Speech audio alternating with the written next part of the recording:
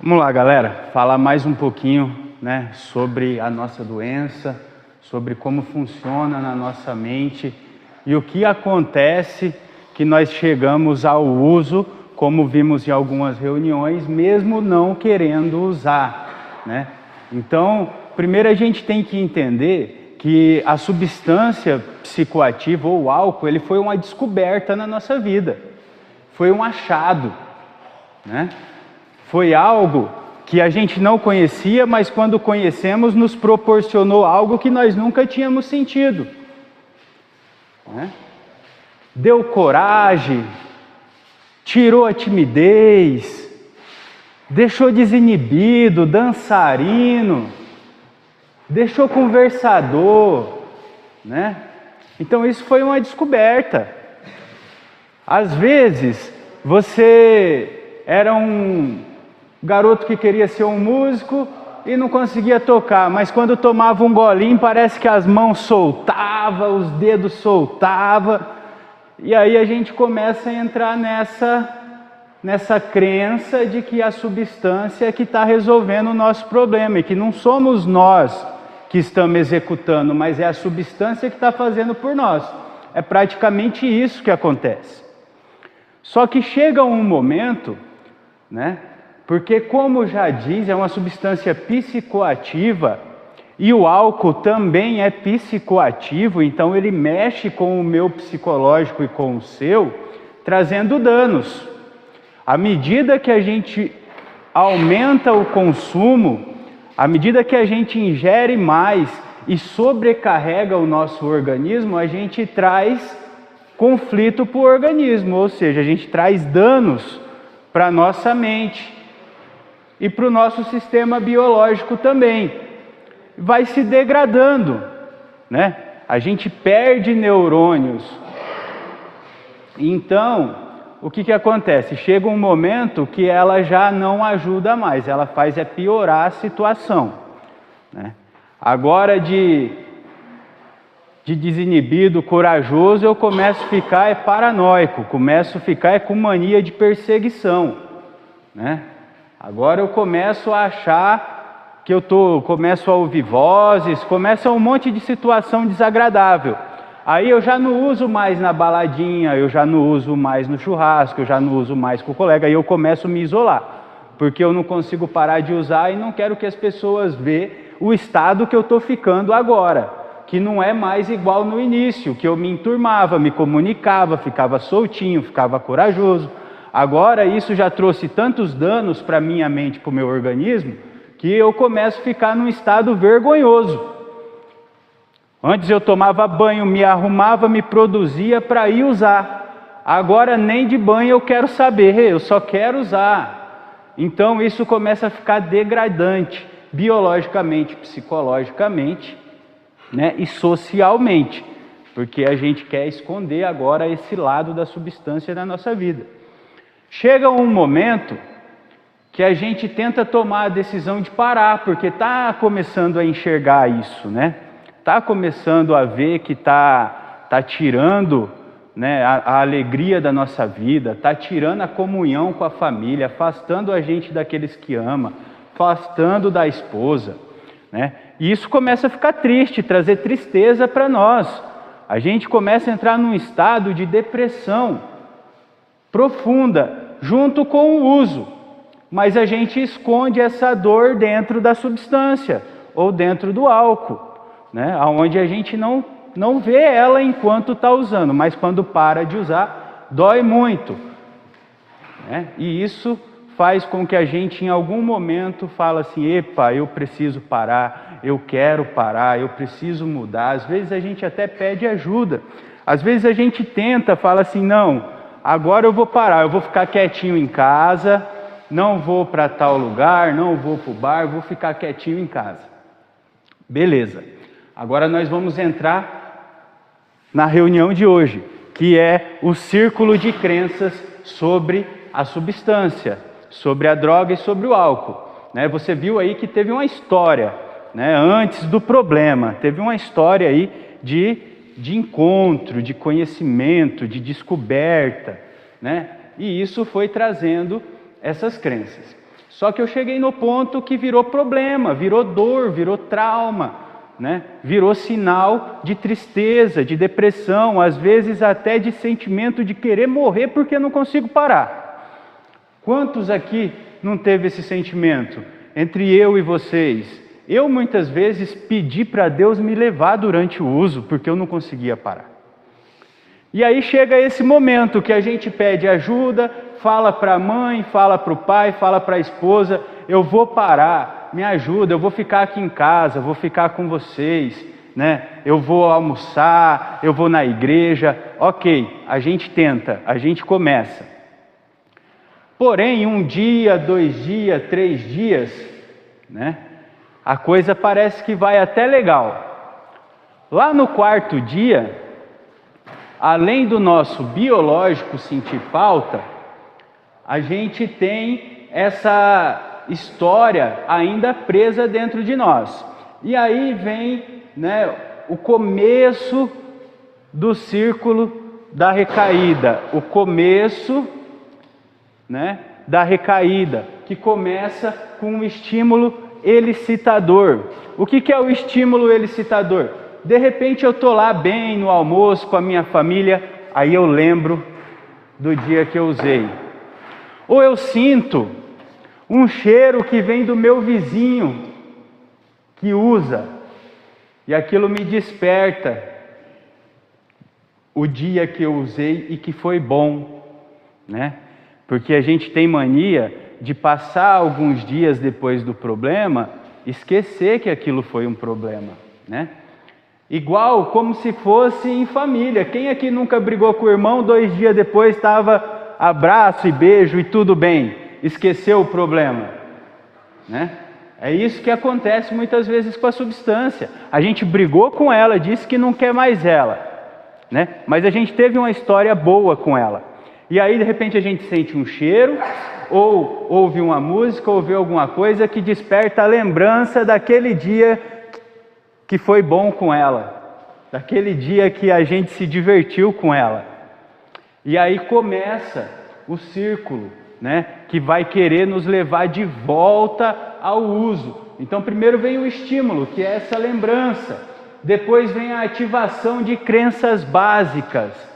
Nossa, me faz bem, é gostoso, né? Eu fico menos ansioso, porque sem ela eu estou ansioso, estou agoniado, eu não sei o que fazer, né? Aí eu começo a lembrar que ela me deixa, né, desinibido de novo. Eu lembro lá daquele comecinho, né, que me deixa desinibido, com ela eu fico menos ansioso, né? Que me faz bem, é isso que passa pela nossa cabeça. Depois os pensamentos automáticos, né? Se eu usar, eu toco bem, como eu falei daqui a pouco, né? Como eu falei alguns segundos atrás, um músico, né? Que às vezes ele tem crise de ansiedade ou ele tem medo de tocar em público, né? Mas aí ele vai lá e toma um gole ou ele usa um pouco, ele cria coragem e encara o público e toca, né? E quantas vezes nós não fizemos isso para encarar alguma situação? E aí a gente vem esse pensamento, né? Eu preciso relaxar, né? Se eu usar, eu fico mais tranquilo, eu fico mais relax, eu fico mais de boa, né? Se eu usar, eu encaro qualquer parada, né? Então, depois do estímulo, da ativação dessas crenças e dos pensamentos automáticos, vem a necessidade e fissura, uma vontade intensa de usar, uma coisa que começa a tomar conta de mim,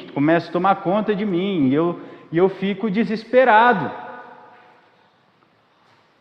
diante desses pensamentos, diante dessas crenças básicas de que faz bem, de que ajuda eu a enfrentar uma situação, de que eu preciso relaxar, de que se eu usar eu fico melhor, né? E aí vem essa vontade intensa. Só que no ambiente no qual a gente está buscando não usar ela, a gente já entende as consequências dela na nossa vida.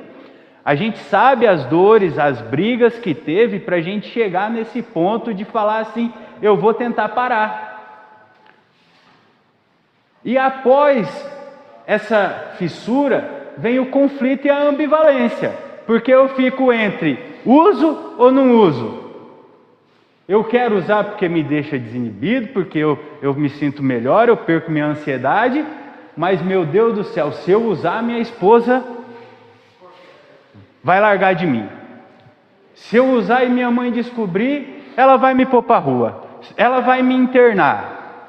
Ai meu Deus, mas eu quero usar porque é gostoso. Ai, mas se eu usar e agora? E eu uso ou não uso? E aí a gente entra nesse conflito. Se identificam ou não? Sim. A gente começa a pesar na balança, né? Os prós e os contras, o positivo e o negativo, porém, ela sempre acaba vencendo. Sempre acaba vencendo. Porque ela, uma certa vez, resolveu todos os nossos problemas. E, na maioria das vezes, isso começou lá na infância. Quando naquela época, talvez, como alguém que tem a minha idade, 35 anos, não existia bullying, né? Apanhar na escola tinha o valente e o medroso. Não tinha o bullying, era o valente e o medroso, né? E às vezes você era como eu, era o medroso. Era o excluído da turma, né? E naquela época não tinha lei de bullying para defender eu e você não, né? Como a gente sabe, naquela época, às vezes os pais falavam, se apanhar na escola, vai apanhar em casa também. E aí como é que era o nosso medo lá? E aí a gente conheceu uma turminha descolada que usa, né? E quis fazer parte dela, ou a gente falou, vou tomar uma para criar coragem para encarar aquele lá. Ou para fugir da escola eu comecei a usar para não ir mais para a escola e ir para um lugar que me distrai e que aparentemente vai me trazer benefício, alegria, né? Porque lá eu estou triste, eu sou medroso, eu não sou valente, né? Então eu acabei conhecendo algo que me estimula por aí. E aí começa, né? Depois desses, será que devo, será que não devo, e agora, né? Começa a entrar no estado de crenças facilitadora, né? É aonde a substância começa a ganhar do positivo e o negativo, né? Do não usar, eu posso ficar de boa com a minha esposa, posso ficar de boa com a minha família, posso comer. Se usar, eu vou perder a minha esposa, eu vou perder o meu filho, minha mãe vai me pôr para a rua, minha mãe vai me internar. Aí entra as crenças facilitadoras, que dá vantagem para a substância. Porque eu penso assim, não, eu não vou perder minha esposa não, porque é só hoje. Só hoje, amanhã eu paro de vez. Ninguém nem vai perceber, eu só vou dar uma distraída. É só um pouquinho, é só uma. Hoje eu estou de folga, mas vou falar para minha esposa que me pediram para fazer hora extra. E vou curtir um pouquinho. Ou eu vou matar a aula hoje só para curtir um pouquinho, amanhã eu paro de vez, é só hoje. Começa as crenças facilitadoras, né? Porque eu começo a colocar na minha mente que vai ser só um pouquinho e já era. Minha vida vai continuar normal, né? Só vou dar uma relaxada hoje. Amanhã, minha vida volta ao normal. Ou seja, minha vida nem vai sair do normal, né? Ninguém vai perceber, ninguém vai ver, ninguém vai estar perto de mim. Eu vou lá para outro bairro, ou eu vou para passar 2 horas num hotel, num motel, sozinho, né? Não vou trair minha esposa, eu vou só relaxar. Aí a substância começa a ganhar, e a gente começa a entrar mais ainda no estado de vontade intensa, né? Aí vem aquilo que a gente sabe fazer de melhor. De melhor. O foco na estratégia de ação para usar. Aí eu começo, né, a traçar uma rota. Começo a maquinar. Às vezes eu estou almoçando com a minha mãe, almoçando com a minha esposa, eu ainda estou deitado com ela, mas maquinando amanhã cedo, a hora que eu acordar, para onde que eu vou, aonde que eu vou pegar, como é que vai ser, quanto tempo eu vou ficar, e começo a criar essas estratégias, né? Começo a criar, né, um caminho que na minha mente eu vou usar, ninguém vai perceber, vai ser só um pouquinho, já era. Só que junto com essa estratégia vem o quê? A manipulação, a mentira, né? O começo da bola de neve dos nossos problemas, a manipulação e a mentira, como lá atrás. Estou indo para a escola, estou nada, estou indo é matar aula para usar, comecei a mentir, né? Ah, vou na casa do meu amigo, vou nada, eu vou procurar uma substância aí para alguma quebrada para usar, né? Ah, vou comprar pão, vou nada, eu vou no caminho da padaria, vou fazer uma ligação, o cara me encontra no caminho, me entrega e eu pego o pão e volto, né? Se identificaram, né? A manipulação, ela entra junto com a estratégia, porque eu não tenho como usar tranquilamente, falar para minha esposa, falar para minha mãe e usar. Alguma coisa eu vou ter que inventar para eles, então eu manipulo eles, né? Eu minto para eles através da manipulação. Depois você foi descoberto, você nunca vai usar mais. Chega nesse momento aí, né, que você é descoberto e depois você não tem mais paz. Se você vai na padaria, a esposa fala, eu vou com você, né? Se você vai no banheiro, a esposa está na porta, esperando você sair. Então começa essa manipulação aí, junto com a estratégia de usar. Mas lembra que isso é num momento que você está se propondo a parar, né? E aí vai chegar naquele momento, né, que eu compro só uma, ou eu compro só uma dose, e dou o primeiro gole, e dou o primeiro tapa, e dou a primeira carreira, e dou o primeiro trago. Aí o que acontece? Depois da excitação do primeiro prazer, vem assim, ó, putz, me ferrei, mano. Ai, meu Deus, o que eu fiz? Eu não devia ter feito isso, e agora, caramba? Eu vou chegar lá, minha esposa vai ver meu olho, eu vou chegar lá, minha mãe vai ver que eu tô diferente. Meu Deus do céu, e agora o dinheiro que eu saí para comprar pão eu gastei, e agora? Agora tô nem aí, eu vou usar mesmo. E pronto.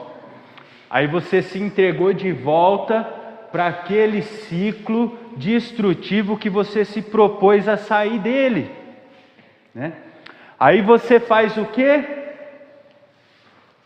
Daqui, do último quadro, né, que é a recaída, o uso contínuo, você volta para o estímulo elicitador, né?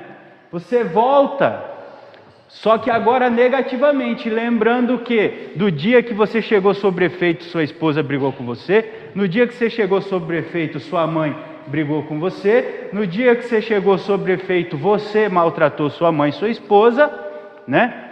Aí esse estímulo elicitador começa a fazer você de novo a lembrar de usar mais para esquecer o problema. Ativação das crenças básicas, né? Das crenças limitantes. Se eu continuar usando, tá tudo bem. Se eu continuar usando, sem problema, não vou sentir dor, não vou sentir nada, desligo meu celular, não estou nem aí para quem me liga, enquanto eu usar, enquanto eu estiver usando, eu estou bem.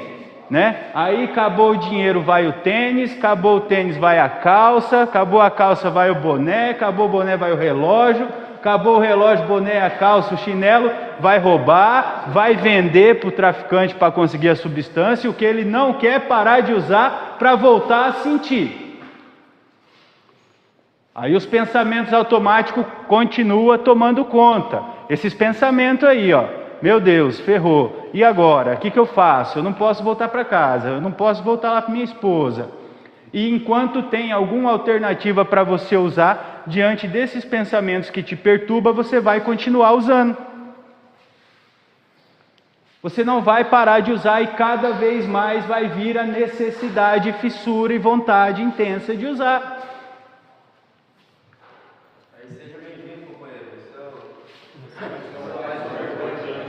Exatamente. Aí o conflito continua. Repara que esse círculo é repetitivo.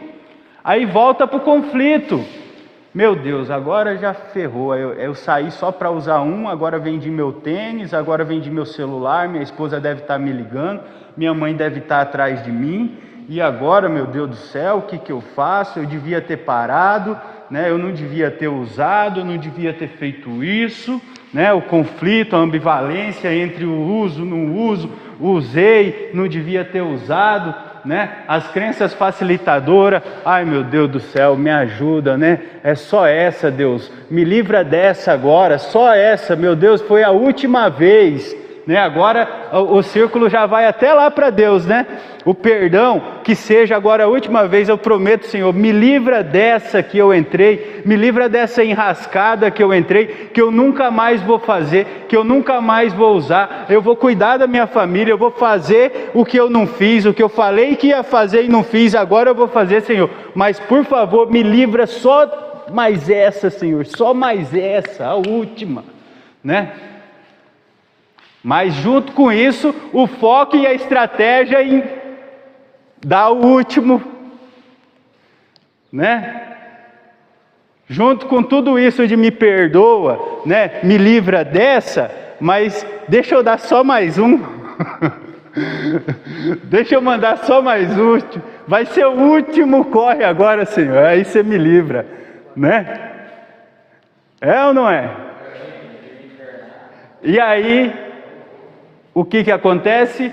O uso contínuo, né? No caso, já saiu da recaída e entrou no uso contínuo. E não para. Aí o que acontece? Eu e você não conseguimos fazer aquilo que nos propomos a fazer, que era realmente parar. Por quê? Isso vem de uma doença que a gente tem. Isso vem de um transtorno mental, de uma fragilidade emocional, que consiste na inabilidade de lidar com sentimento, pensamento e vontade. Além do meu pensamento e do meu sentimento, tem a minha vontade, que eu não sei lidar com ela.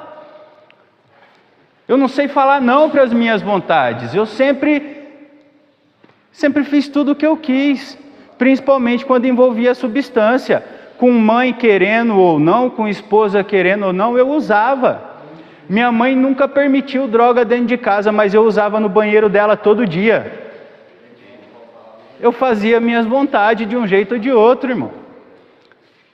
Minha esposa nunca gostou de substância, de droga ou de álcool, mas eu usava dentro de casa, no banheiro do quarto, e nem fazia o que deveria fazer com ela. Mas não estava nem aí, o que eu queria era usar. E aí dentro desse círculo vicioso, chega uma hora que não tem como esconder, né? Por quê? O meu físico fica deteriorado, a minha mente fica deteriorada, né? A minha vida social fica deteriorada, a minha vida profissional fica deteriorada, porque eu já não consigo fazer nada disso. Né? Eu me afasto dos familiares, eu me afasto da minha mãe, da minha esposa, do meu filho, eu me afasto no meu trabalho, né? Eu me afasto dos amigos de verdade, eu me afasto da igreja, né? Eu me afasto até da comida, dos momentos de refeição eu procuro estar longe, porque para eles não ver que eu não consigo comer, porque eu mandei um pouco, eu não consigo comer, eu não consigo dormir, você entendeu? E aí chega uma hora que não tem como esconder. E a família, né, quer ajudar. Às vezes eles fingem, né? Tipo assim, você finge que não está usando e eles fingem que acredita que você não está usando, para te dar um sinal, um toque. Filho, né? Vai buscar uma academia, filho. Vai fazer um esporte, né? Vai passear no shopping, vai na igreja, vamos com a mãe andar, vamos com o tio caminhar, né? A esposa às vezes, ô marido, vamos jantar fora, né?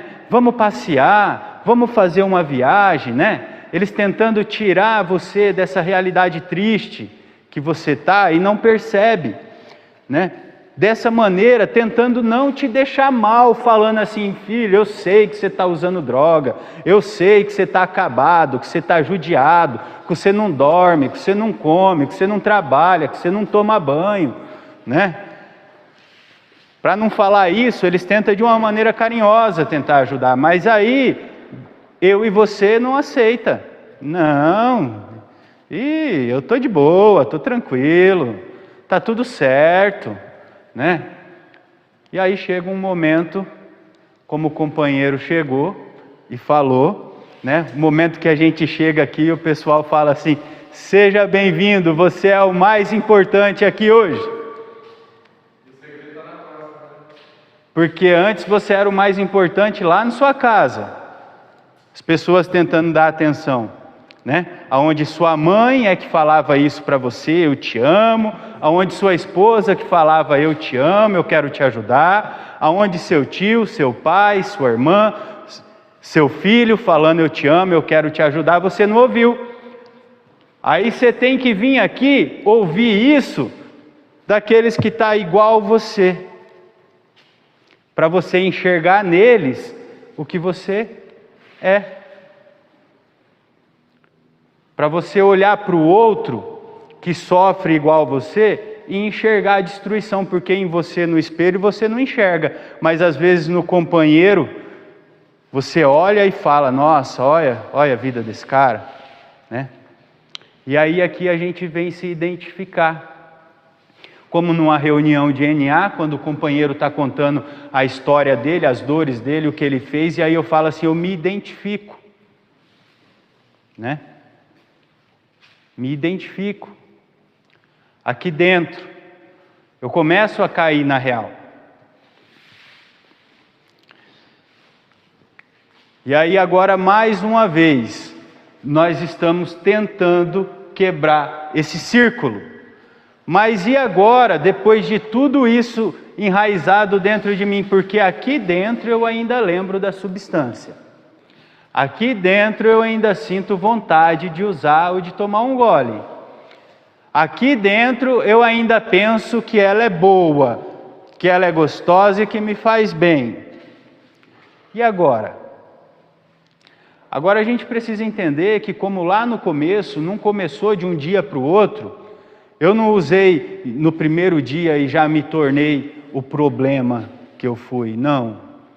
Comecei leve, né? Devagarzinho, como eu disse no início da reunião, numa baladinha para ficar desinibido para chegar na mina, para ficar corajoso para dançar, para ficar mais conversador, porque eu particularmente no começo, no uso, rapaz, quando eu usava a primeira eu era o cara mais falador que tinha no grupo. Eu virava na matraca, como diz na minha região lá. Matraca, vocês conhecem matraca? Matraca é um negócio que gira, que faz um barulho lascado. Então era assim, não era problema. Só que o hábito de usar hoje, de usar domingo que vem, de usar na outra balada, de ir para uma festa rave, né? De ir para um churrasco e usar, esse hábito é que foi trazendo essas crenças, que me prendeu a ela. E agora, para sair dessas crenças, eu preciso de novos hábitos, de hábitos saudáveis, mas que progressivamente mude a minha mentalidade sobre a crença em cima da droga. Então eu preciso trabalhar com muito esforço e perseverança para mudar isso, né? Substituir, né, a balada por estudar, por ficar em casa, não é fácil. Substituir a sexta-feira que na nossa época de rua era sexta-cheira. Quem falava isso? A sexta-feira que virou sexta-cheira, substituir ela por um jantar, né, de sexta, é difícil, cara. Então é preciso o quê? Persistência nesses novos hábitos, nessa nova maneira de viver. Não tem como sair da substância nem dessas crenças se não criar uma nova maneira de viver, né? Porque tem que ser tudo novo, cara. Tem que ser tudo diferente do que você estava fazendo. A única coisa que tem que permanecer é o amor. E o amor permanece aqueles que mais ficaram do seu lado. A esposa, a mãe, o pai. O resto, filho, você tem que mudar tudo. Você tem que mudar tudo. Seus pensamentos automáticos que vêm sem você querer, você tem que identificar ele, você tem que eliminar ele. Você tem que começar a trazer novos pensamentos, mas os novos pensamentos, para substituir esses, vai precisar de esforço seu. Porque esses em relação à droga é automático, os novos não é, já tem que ser escolha sua. Os hábitos em relação à substância química é automático, o novo não é, tem que ser escolha sua, tem que ser decisão sua. O usar é normal, o não usar tem que ser escolha sua, tem que ser decisão sua.